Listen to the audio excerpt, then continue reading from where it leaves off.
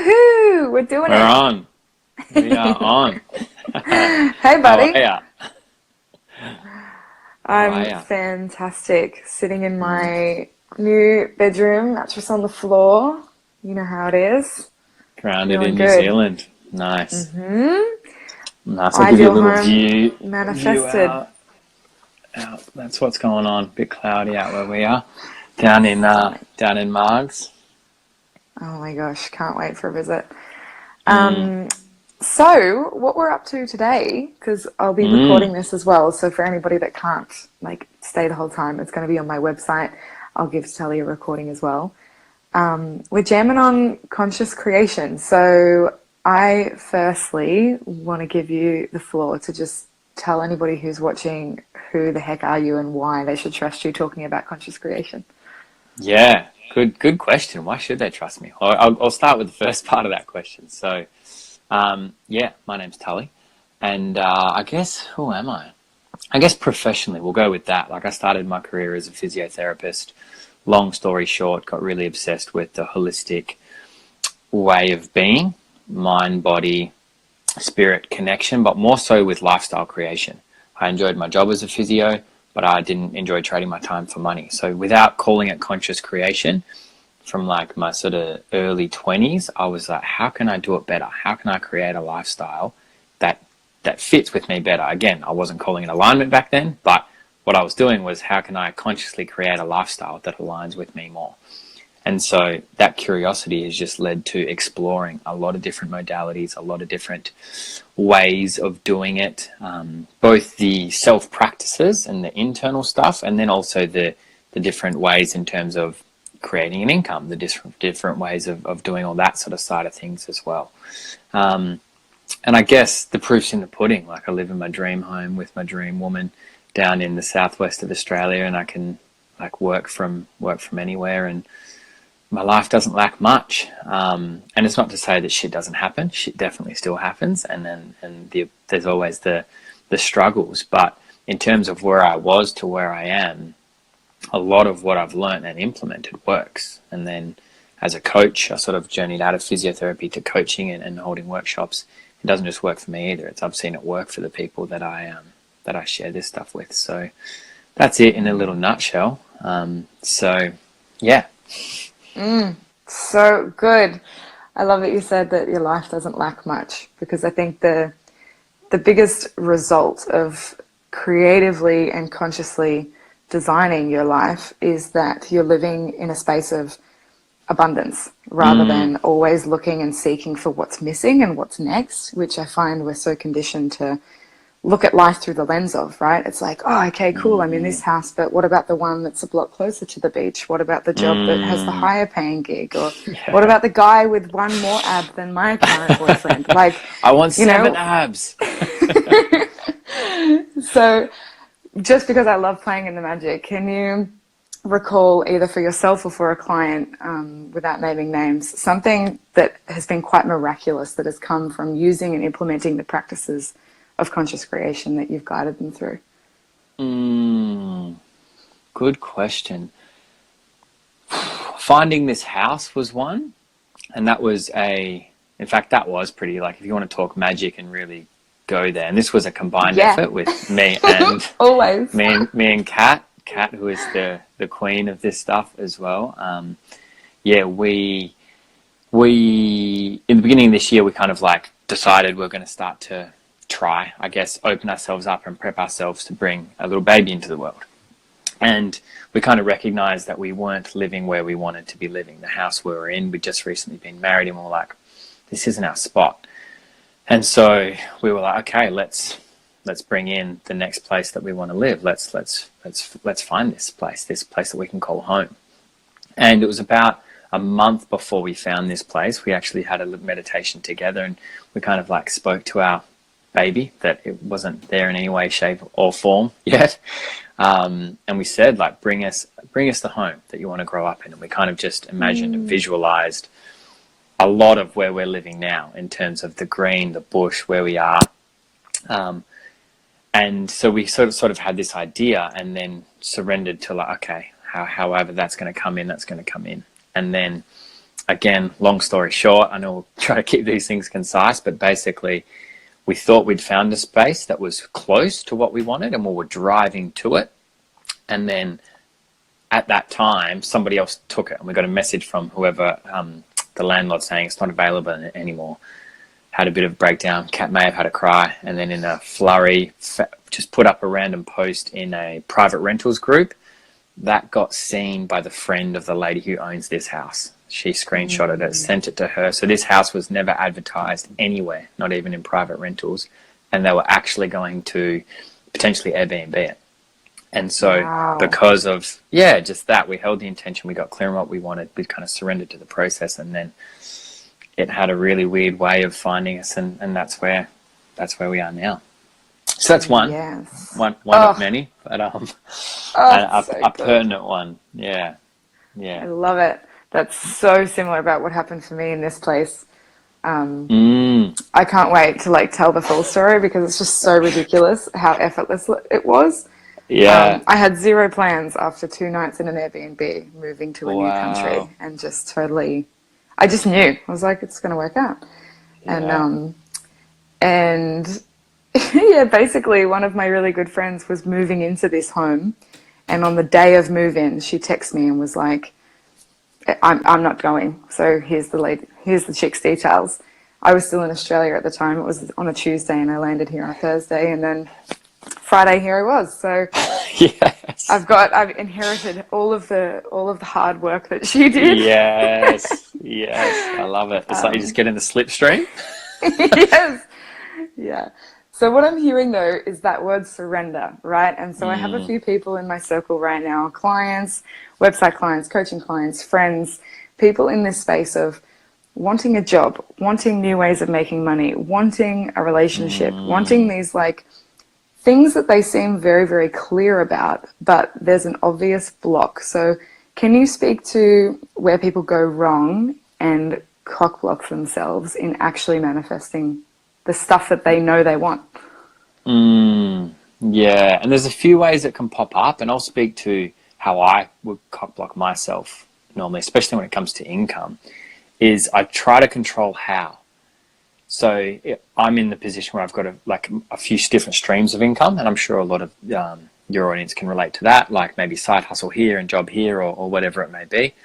And I would try to control how something happens. So for this example, it would be how I earned the income. So specifically where the income came from.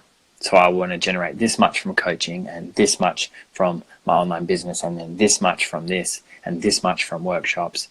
And that would often constrict things, and I would always leave me with a bit of a tightness if I could feel I wasn't moving towards one of those particular goals, because I'm like, you get closer. Conscious creation's easy when it's really far away, and then you start to get closer to it and it hasn't happened yet, and you're like, oh shit, maybe this isn't working. The self-imposed deadline, right? Yeah. Linear.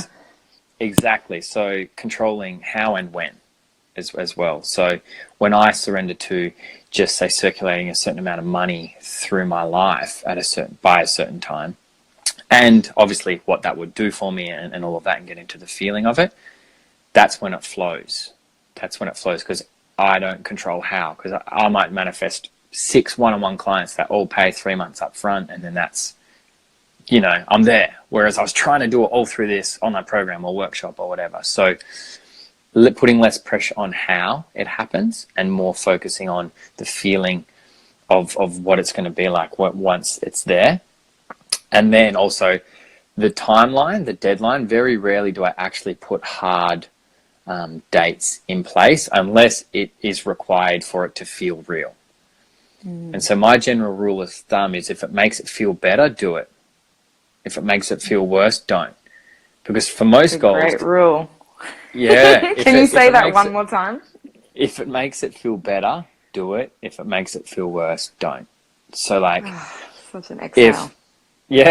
And relatively simple. I love the ones when I had that thought, I was like, that's a fairly obvious thing, but it just, we're really good at making things hard for ourselves. So, because I found goals, direction was more important than goals for me in my journey. As long as I was moving in the right direction, I felt better and I experienced more joy and fulfillment.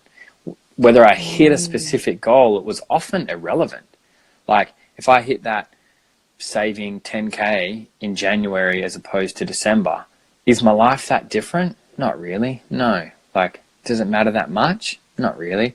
No. And again, sometimes specifics are important, but more often than not, like that leeway, or it doesn't matter, and it creates so much more space for you to feel better in it. Oh, so good. Yeah, it's the spaciousness that we're also terrified of, I think, because we are so used to things being on a deadline, you know, like that is the paradigm of more so the masculine that we live in. You know, there's dates and there's times and there's a schedule and there's goals to hit and there's all those kinds of things. So how do you develop a sense of trust with not only yourself but life to support you in bringing those things to fruition? I think, good question. A big one for me is the basics of like looking for evidence of how it's always just worked out in the past. So like, yeah, the magical, awesome stuff that like, you know, the wild things that like, I can't believe that happened, but more just the mundane, like when have you ever not made it through something? When has it ever really not been okay? And it's like, okay, and then you ground that safety and be like, okay, I'm going to be okay. And just start there rather than you can create this like lack when there actually is none. Like we create it through a comparison to something that might not even be real for us. So for me, it's starting with everything's okay. I'm going to be looked after. And that's a belief I've had for quite a long time, but I definitely consciously cultivate. Like if I feel myself like even launching this program recently, I launched it, then all of a sudden I was like, that it activated that, like now I've got to feel it and like all of this stuff. And I was like, if I have one person go through this program, I'm going to be fine. They're going to be fine and it's all going to be okay. So like, let's all just chill for a second here. Like, and so that constantly coming back to that is probably the biggest thing for me. Because those pressures of like failure are so emotionally loaded for us, right? Especially if we have some unintegrated wounding, which we all do, in terms of like shame heavy. And then when we're in shame, there's no access to our consciousness really, because we're kind of stuck in this really dense emotion and we're blocked from that creativity. So if there's that big risk of shame and failure, and I can definitely speak to this myself, I've had ideas drop through that are like, bring me to life, and then it's like, yeah, but shit, that means I could fail, right? What if I put all this work into this program and one person signs up? How will that feel? It'll make me feel this big, like when I was 7 and I, humiliated myself or something. So I love that you mentioned that, in creating a sense of safety for yourself.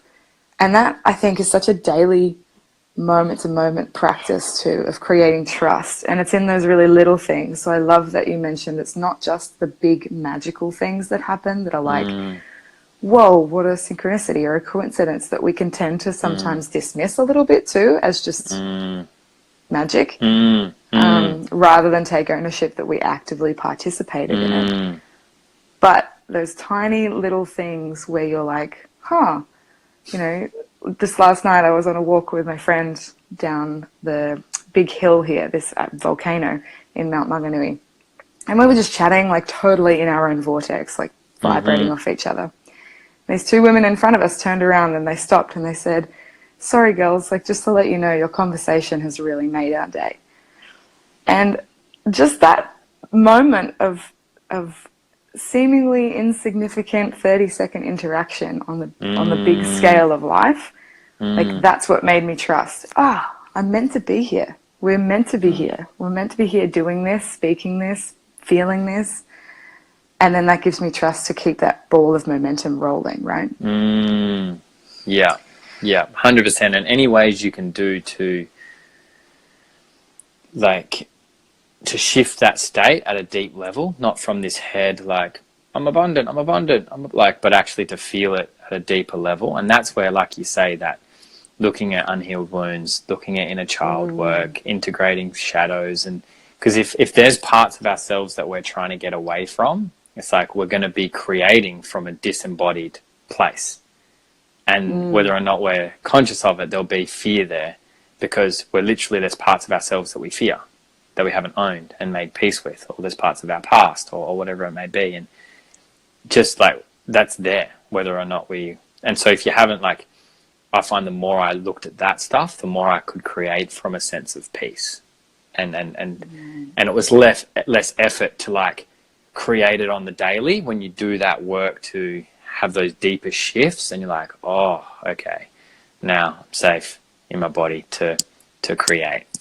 So I don't know if you've experienced that, if you've had after those deeper, it's like the deepest, all gets achiest invitations, then everything becomes easy. You're like, man, if I could go to the depth of that grief, fuck, I can do anything. 100%. And you're like, oh, like I felt all of that and I didn't die. I felt all of that and I'm okay. I felt all of that, and it's like just more reinforcement that I'm always okay all of the time. So let's have fun with it, kind of thing. Like anything that that changes that state. Because let's just get super practical for a second. When we're in the physiological stress response, there's less blood flow to the areas of our brain responsible for creation and lateral thinking. So it's like, we can get go into the magic of it, because I'm a huge fan of that too. But like from a physiological standpoint, we can't create something new if our body is in the survival response. We just can't do it. So if you're just reenacting the old, so if you're saying all the and doing the conscious creation practices, but your state is that of fight, flight, freeze, even subtly, then it's not that you're wasting your time, but it's like looking at that state, I feel, is something that if you feel like you're doing the work and it's not landing, that's where I'd look. I'd be like, there must be something off here. I'm reading my script every day, or I'm doing that, and it's not really, things aren't shifting. It's like, just get curious. Be like, okay. And then I'd be looking at state and what's happening internally in your body. Right. You predicted the question that I had for you. It was my second last one, which was speaking to, this spirited seeker, like the brand, the name, the Instagram handle came through me when I was still on a very anxious, restless, wandering, seeking path of wanting to arrive to a place that felt okay for a longer amount of time than just those peak states, and then dropping back down. So I was either feeling really low and depressed and disconnected, and then I'd consume all this information to try and raise my vibration and get to this peak state, but then it would fall again, right? I wasn't able to sustain this idea of bliss that I thought was happiness or was a place of enoughness. So I tend to think that my community is on that similar journey. And I know for me, it was really hard to discern what was missing at that piece. I was like, I'm listening to the audios, I'm reading the books, I'm journaling, I'm doing the fucking 15 checklists I had to do every day to seem like I was doing the work. So what would you say to somebody that might still be in that place that's like, this is exhausting, and I know that there's something here for me, but I don't quite know how to discern what's in the way? Look where you don't want to look.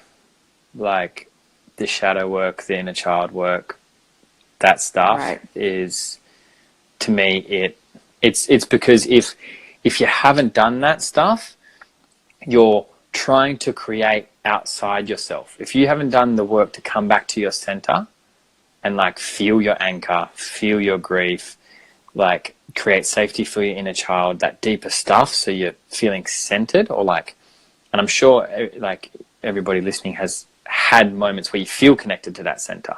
It's unless you've done the work to be able to sit there pretty comfortably, then you're creating from outside of yourself to try and get there. But the creation is coming from outside of yourself, so you can't get there. So it has to come crashing down eventually. So it's if that's sort of happening and it's that yo-yo, it's go to where you don't want to go and look at shadow work, inner child work. For me, that's easily been the most transformational stuff. And I was lucky to find it early in my journey, sort of 5 years ago or so. Came across it, didn't even know what it was. at that point, and it was before I'd done my conscious creation and learn about conscious creation as a thing. So when I did learn cleared the debris. Yeah, with not intentionally, that's just how my journey took me, but it's why I believe, like, why the conscious creation stuff stuck so well for me, and especially in terms of relationship and looking in relationship as well. That's a whole nother ball game. But it's part two. Yeah, part two. But it's that. If you're not coming from like your wholeness and a real embodied acceptance of the darker aspects of yourself, the parts of yourself that you don't want to, because often that creation, we want to create so that then we're good enough. Then mum and dad will love us, and this might not be happening consciously, but it's like, then I'll love myself once I create that money or have that lifestyle or whatever it may be. So it's like, you need to come back to that place first and then create from there. And then it can kind of coexist, but if you're yo-yoing a lot, it's like, pause the conscious creation stuff and just give yourself some time. Give yourself there's no fucking rush. Like, pause that for 3 months. It'll be there. When you come back, like, come and look at that deeper stuff for sure. Oh, so simple. I need to just write a post with that on repeat. Go where you don't want to go, look where you don't want to look. The 21 version of myself inside me just shuddered at those words because I knew that that's exactly what was coming, right? That's how I got to the place that I am at now, where I feel the most trusting I've ever been. I know it's just always going to get better and better and better now from this place, but it wasn't until I looked at the shadow and I was like, all right, let's go here, let's dance, because I'm done with this addiction to positive psychology and bypassing, that wholeness that I really craved. So thank you for that poignant answer. So before we wrap up, why don't you tell everybody what to expect in the conscious creation aspect of your new program, the Embodied Living Incubator, which you're just about to start, right? 2 days. Yeah. 2 days left to register, starts next week. Pumped.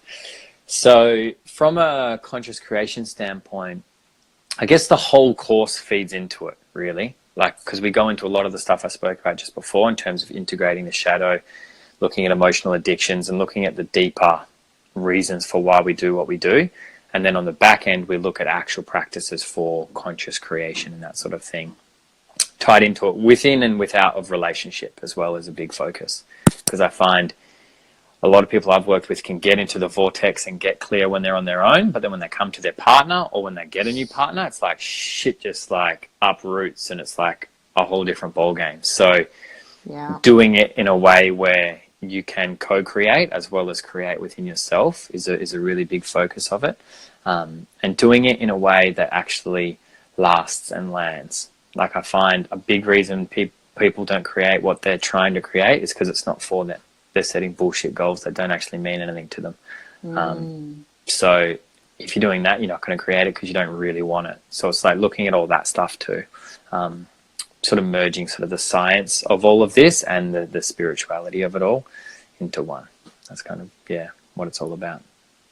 Can't wait to watch that unravel for you. And anybody that does undertake the journey or is curious about it, either just shoot Tully a message straight through his Instagram, DM me, we'll get in touch and lead you where you need to go. But for my own selfish reasons, before I say goodbye, tell us about this challenge that you've got. Well, you just talked about how when we're on our own, we feel like we can get our shit together much easier, right? And I was in a relationship for the most part of a decade, 14 to 24, 2 long-term relationships with not much time to breathe in between. And my 18 months of singledom, I was like, unlayering, shadow, all the stuff, until I got to this place of like, I can sustain this level of lingering okayness where I can create what I want to create. I trust, I feel fucking good. And if I don't, it's okay, because I trust that it's going to pass. However, I have just entered into a new relationship, and we have really big, manifested my beloved. Been reading that script for a year. You can't control when it happens. It was perfect timing, I tell you that much. But so for anybody else that is either in a relationship where they feel like they're kind of at a different pace than their partner, or, you know, I talk to a lot of people that feel like, you know, one of them is more aware or more willing to learn than the other one. But for us, this is so new that we don't know, you know, much about patterns yet. We're still navigating all of that. So we have some big, lofty financial goals, but what is your take, or just whatever comes up for you, to speak to conscious creation in terms of, you know, money, home, family, whatever feels current in relationship, and how to approach that in a really solid way? Yeah, good one. What comes up for that? I think, like, understanding like, there's two individuals and then there's the relationship. So there's sort of three entities at play. And it's important to be like, what do I want to create? What does this person want to create? And then what do we want to create together? It's just a general framework of when you're doing it. Because if it's all... like the enmeshment. Yeah, codependency is a thing. Like, it's a thing. And especially in this day and age where it's so easy to isolate ourselves individually, but as in relationship as well. Like, I see that happen a lot. So it's like making sure you got a little bit of your own shit going on. And I'm, you know, and it'll flow. It's an organism. It evolves. It changes. It definitely has for me and Kat massively. But just that framework to start with as a base, like zoom out and look at what's actually happening, is a really good starting point. And then I think looking at values and understanding that we have different value structures and they're not going to be the same, and we don't necessarily need to make them be the same to have a high functioning co-creative relationship. For example, and this is huge for money, because where we want to spend money, there's often two very different things of how that looks. And we just spend a whole, trying to make the other person wrong, or trying to make the other person, like, can't you see why it's better that we invest our money here? Like, and it's literally, you're almost in it. This might be sound like a bit of an exaggeration, but you're asking somebody to be who they're not. You're literally like, be different so you can fit into my conscious creation plans better. And so it's being able to recognize what's truth in that and what's patterning. It's like all of our financial blueprints, all of our everything blueprints we've got from our family, upbringing, everything, and we're bringing that to the relationship. And I'm bringing that to the relationship. So it's like, let's not take it so fucking personally. Let's be like, oh, when I say that to you, I'm not so, like, it's you and your conditioning that I'm speaking to. It's so easy to take things so personally, whereas when we can see, actually, it's our conditioning here as well. We've got our truth and higher self, and then we've got our conditioned self. So it's like, where are we creating from? And getting the balance between those two is the art in it. And it's like, I'm still figuring that shit out. Like, that's like, do you know what? Because for somebody it might be, this is how I want to spend my money, but that's just because that's how mum and dad spent money, and I've inherited that, and I don't actually like that, so I'm open to changing that. Or is that just true for me and how I want to behave when it comes to money? Do you know what I mean? Yes, so being open enough, curious enough, and being willing to get like third-party help. Like, we've always had mirrors, and we've either had sessions with people or done courses or done things to get the skills to navigate it within relationship, but also it can be refreshing because somebody can just spot it a mile away. When you're in it, it's so hard, but somebody can be like, guys, like, see that elephant there? Like, that's, maybe look at that. And you're like, and it's so easy to blame, right? Of being like, obviously I've got my shit together, and you're just dragging all of your shit. Shadow work's complete. See how integrated I am? Look at me. Yeah. Don't know if you noticed, but I'm fairly integrated. So, so that would be the biggest thing, is like, look at that, the overall context of relationship, person, and then stop taking shit so personally. Because it's just it's just so easy that when you're so intimate with someone, when they disagree with an idea you have, it can feel like they're disagreeing with you as a person. Like a rejection. So you need to create some space between you and your beliefs. It's like, what you believe about money isn't you. It's what you believe about money. So if somebody questions what you believe about money, don't take it as a personal attack on you. So creating space between that is for everything relationship, not even conscious creation, but that I find is a game changer. Boom. Sounds good. Hope that helps. Thank you. Wish me luck. I'll check good in luck. on next week's episode of Emily's new relationship. yes, please do. Oh, awesome. Thank you so much for all of your wisdom and dropping those truth bombs. My gosh, there was some real juice in there. I can't wait to rewatch this and do up a bit of a post about it. Yeah, I'm recording it. I'm going to have to ask you how you did that on Insta Live. When you end it, at some point, it gives you the option to save it. So that's what I'm fingers crossing. Quite simple, works. Okay, because you never know how social media wants to play. But if not, we've put this into the ethers anyway. So thank you so much for being generous with your time and your energy. And for those of you that want more info on Tully's upcoming Embodied Living Incubator, just head over to his account, DM me. It's tullyo'connor.co /embodied-living, isn't it? Correct. Yeah. Yes. Awesome. Nailed it.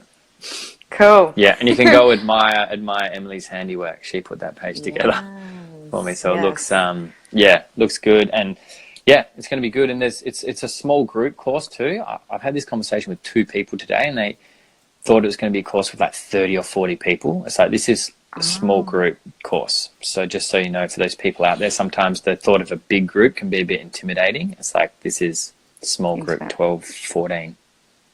Yeah. So, hit me up if you've got any questions. Thanks for having me on for a chat. Of course, my pleasure, brother. Yeah, man. And we'll do this again. Yeah. Sounds good. Bye, everybody. Okay. Lots of love. See you guys.